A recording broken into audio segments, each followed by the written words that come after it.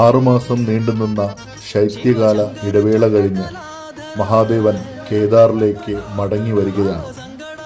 കഴിഞ്ഞ ദിനങ്ങളിൽ ഉഖിമഠത്തിലെ ക്ഷേത്രസന്നിധിയിലിരുന്നാണ് മഹാദേവൻ ഭക്തരെ അനുഗ്രഹിച്ചിരുന്നത്.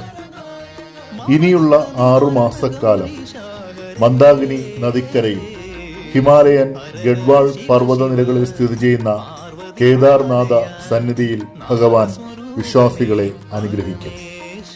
ശങ്കരാചാര്യർ പുനർനിർമ്മിച്ചത് എന്ന് കരുതുന്ന ഈ ക്ഷേത്രം ഭാരതത്തിലെ പ്രധാന ജ്യോതിർലിംഗങ്ങളിൽ ഒന്നുകൂടിയാണ്.